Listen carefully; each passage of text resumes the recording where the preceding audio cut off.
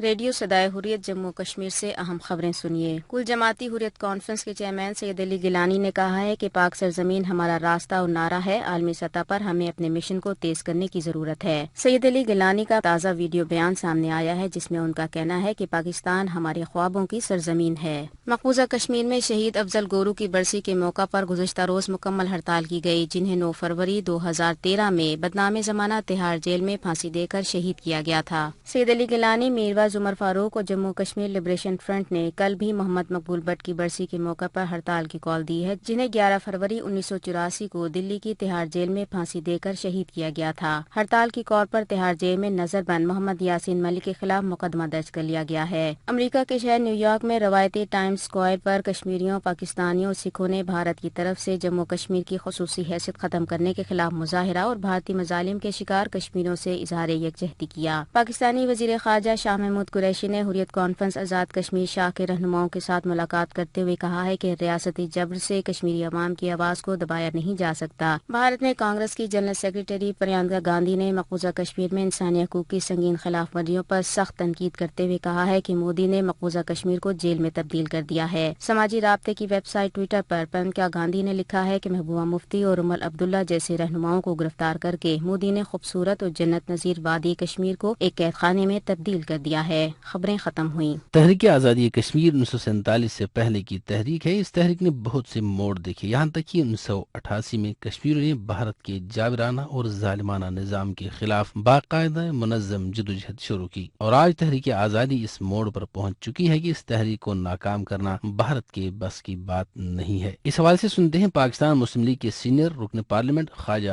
آصف کے خیالات۔ پاکستان نے اپنی 72 سالہ تاریخ میں کشمیر کے مسئلے میں بڑی انویسٹمنٹ کی۔ کشمیر کی سٹرگل 1947 میں نہیں شروع ہوئی۔ کشمیری ایک قوم ہے کہ انگریزوں نے چند لاکھ کے عوض جو ہے ڈوگرا مہاراجا کو کشمیر کی ریاست جو ہے بما اس کے باسیوں کے بیچ دی۔ کشمیریت جو ہے وہ پاکستانیت اور ہندوستانیت سے پہلے جنم لے چکی تھی، اور 1930s میں اور اس سے پہلے ڈوگرا راج کے خلاف جو کشمیریوں نے آواز اٹھائی اور جو سٹرگل کی، جس طرح اپنا خون دیا اپنی آزادی کے لیے، وہ تحریک آزادی پاکستان سے پہلے کی بات ہے۔ اور آج برہان وانی کی شہادت کے بعد کشمیریوں نے پرسنلی، جو کشمیری رہتے ہیں اس وقت ہندوستانی مقبوضہ کشمیر میں، جتنی انویسٹمنٹ انہوں نے کی ہے، شاید ہی کشمیر کی تاریخ میں کشمیر کا مسئلہ اتنا اجاگر ہوا ہو جتنا کشمیریوں نے خود اس کو اجاگر کیا۔ کشمیری تھکے نہ بکے اور جھکنے کا تو سوال ہی پیدا نہیں ہوتا۔ کشمیر بالآخر اپنی جائز جدوجہد میں